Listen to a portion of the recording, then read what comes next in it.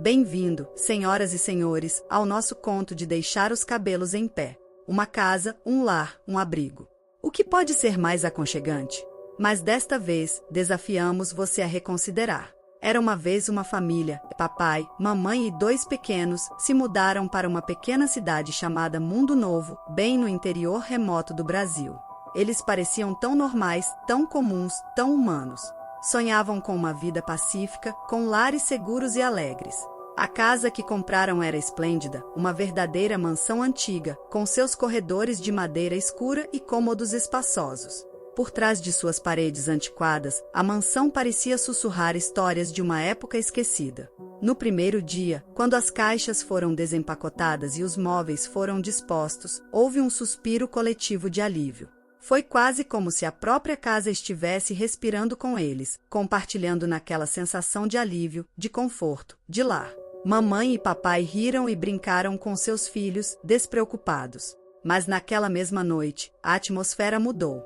A casa era fria, excepcionalmente fria mesmo para o clima nublado lá fora. Os sons dos corredores rangeram com a intensidade antes inaudível. E as sombras, os cantos escuros da casa, pareciam mais profundos, mais escuros. Os sons da noite começaram a preencher a mansão. Eram suspiros ecoando através das paredes, lamentos que pareciam vir das próprias pedras da lareira. Coisas caíam sem motivo, portas se fechavam sozinhas.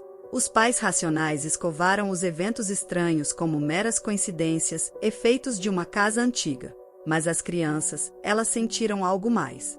Elas viram os olhos vermelhos brilhantes nos retratos antigos e escutaram o sussurro venenoso que vinha dos armários escuros. Com o passar dos dias, a mansão ganhava uma personalidade, ou melhor, revelava a sua.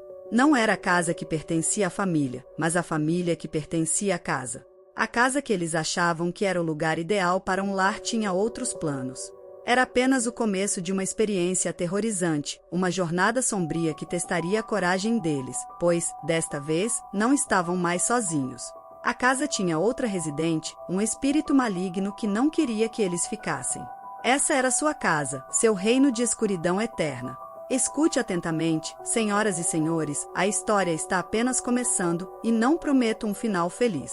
Sem perder mais um segundo, a família Martins deixou a sala de jantar mal iluminada, se dividindo pelo lúgubre corredor sagacioso que os conduzia a um emaranhado de quartos.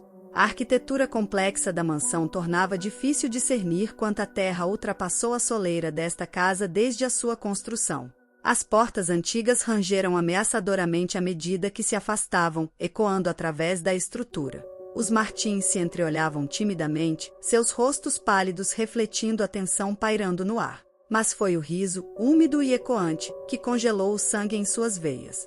Vindo de todas as direções, o som cortava como lâminas afiadas através do silêncio medonho. As luzes piscavam imprevisivelmente, como se em um jogo macabro, tornando o ambiente cada vez mais sinistro. Cada membro da família correu para o seu quarto, trancando as portas atrás de si, mas o riso persistia. Parecia se enfilar entre as frestas das portas, serpenteando-se através das janelas, invadindo seus ouvidos. Os gritos, inicialmente contidos, agora reverberavam pela mansão. O riso tornou-se mais forte, a malignidade do espírito mais palpável. As luzes agora assumiam uma coloração vermelha intensa, emitindo uma luz sanguínea que fazia a pele dos Martins arrepiar. Cheio de bravura, o patriarca dos Martins decidiu enfrentar de frente o inimigo invisível que atormentava sua família. Pistola em punhos, ele vasculhou a casa pelo intruso maligno. Na maior sala da casa, um antigo salão de baile agora abandonado, o riso alcançou seu ápice. O campo reluzente de ódio pendurado no ar era quase palpável, e a figura nefasta ganhou formas, formando-se no centro do salão. A figura, retorcida e grotesca, parecia flutuar no ar, absolutamente alheia à realidade que a rodeava, uma mancha negra na história colorida da mansão. A presença demoníaca encarou o pai da família Martins, que não conseguiu esconder o terror em seu olhar. Então, tudo parou. A luz vermelha, o riso, o grito, até mesmo o som de gotas de chuva caindo do lado de fora da mansão. A casa inteira parecia congelada em um momento, e o espírito ficou satisfeito. A história da mansão antiquada estava apenas começando a ser contada. O fio do destino que ligava a família Martins a este lugar estava apenas começando a se entrelaçar. E eles rapidamente aprenderam que não tinham escolha senão aceitar a assustadora verdade: esta casa não era apenas a casa deles. Era também a casa de uma entidade muito mais antiga e perigosa. Fim da parte 2. Bem-vindos de volta. No ar novamente, A Casa Assombrada, parte 3. Vamos continuar de onde paramos. Vamos mergulhar nesse clima de medo e terror. Ruídos sinistros ecoavam pela vasta mansão, apavorando a família muda. Eles tentavam se convencer de que era apenas o vento, rindo da antiga madeira. Mas sabiam que havia algo mais. Algo incomum. Algo maligno. Os sussurros indistintos chegando de quartos vazios eram quase ensurdecedor. O silêncio aterrorizante que se seguia era ainda pior. Como o mar antes de uma tempestade, silencioso embora predizendo a catástrofe que iria eclodir. E então, era sempre assim. A mansão acordava à noite, seus rangidos e gemidos crescendo rapidamente em um clamor estridente. O escuro parecia se mover, se contorcer, esculpindo sombras malignas nas paredes decrepitas. As crianças eram as mais afetadas, despertando de sonhos de terror com gritos de pânico, seus rostos pálidos como a lua. A mãe, sempre a base sólida da família, começava a se desmoronar sob o peso intolerável da atmosfera de medo.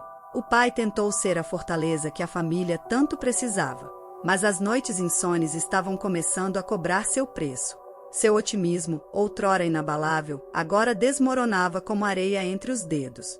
O espírito assistia tudo, invisível. Ele se deleitava com o medo deles, alimentava-se dele. Ele sabia que a mansão era dele.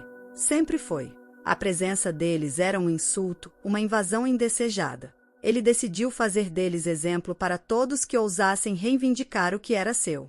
Em cada canto escuro, em cada sombra assustadora, ele se escondia.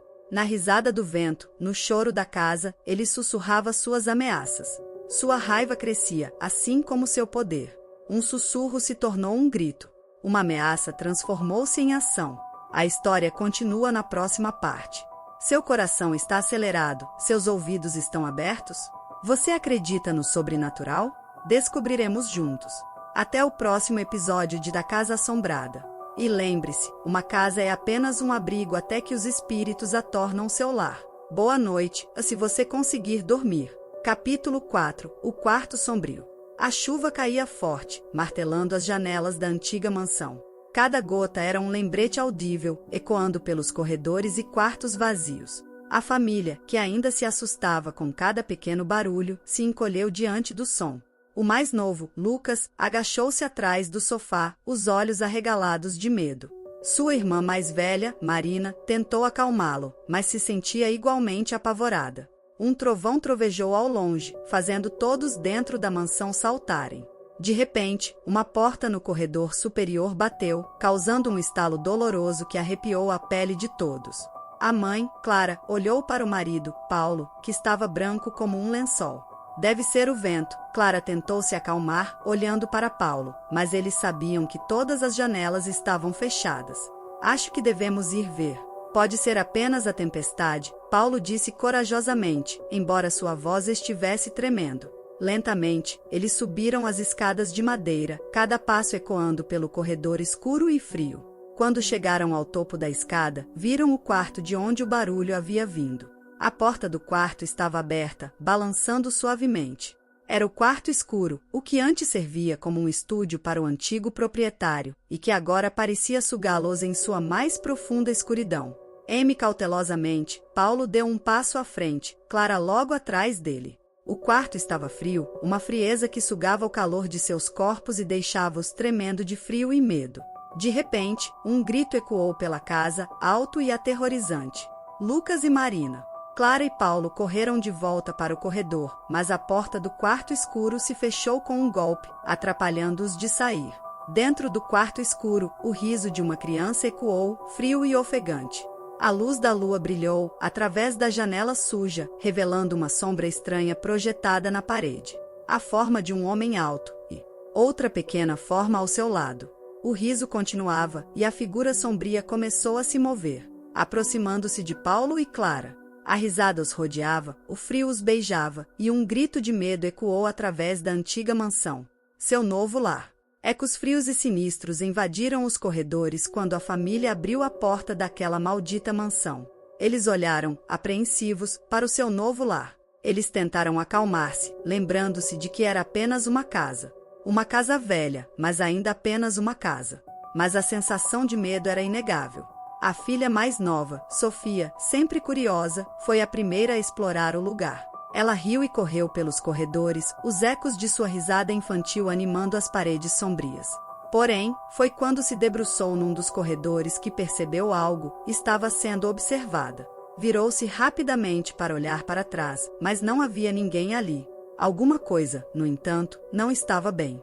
A cada passo que ela dava, sentia como se estivesse entrando num mundo mais frio.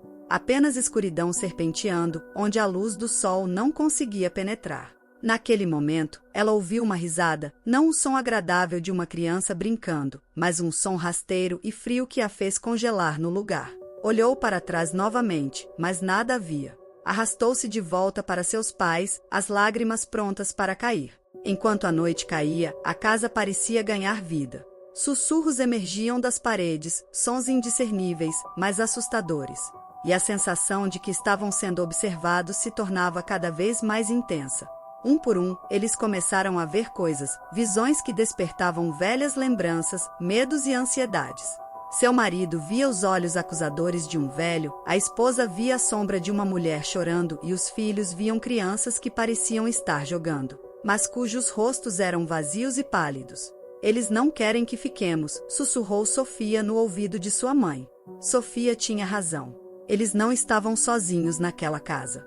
Mas quem ou o que não queria que ficassem, isso eles estavam prestes a descobrir. O sol já descia no horizonte, tingindo de matizes de laranja e vermelho, enquanto a família acompanhava o padre até a mansão. Seus passos ecoavam pela rua deserta. A casa assombrada parecia ainda mais sombria à medida que a noite caía. Sagrado coração de Jesus, proteja-nos, murmurava o padre, brandindo seu crucifixo na direção da mansão. Era agora ou nunca. Ao cruzarem o limiar da velha casa, um ar frio abraçou todos. Era como se eles fossem indesejados visitantes num lugar que preferia permanecer adormecido. Aquela sensação os fez tremer, mas não tinham escolha, tinham que enfrentar o que quer que morasse ali. A mãe, carregando a pequena Laura no colo, fechou os olhos e sussurrou uma oração silenciosa. Ela sabia que não tinha o poder de proteger sua filha de todo o mal do mundo, mas era obrigada a tentar. No fundo, ela se recusava a acreditar que teriam que compartilhar a casa com um espírito malévolo. Os corredores da mansão rangiam sob seus pés, gemendo em protesto enquanto avançavam para o desconhecido. O acordo era simples: se o padre conseguisse limpar a casa, eles ficariam. Se não, teriam que aceitar que aquela mansão nunca seria deles. E foi então que aconteceu. Luzes começaram a cintilar, um vento gélido percorreu a sala, fazendo as cortinas balançarem violentamente. Mesmo a luz do dia que ainda penetrava pelas janelas parecia ter sido engolida pela escuridão repentina.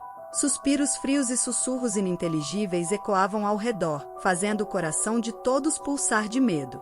Deus nos proteja. O padre começou, erguendo o crucifixo e iniciando o exorcismo. Aquela noite seria longa.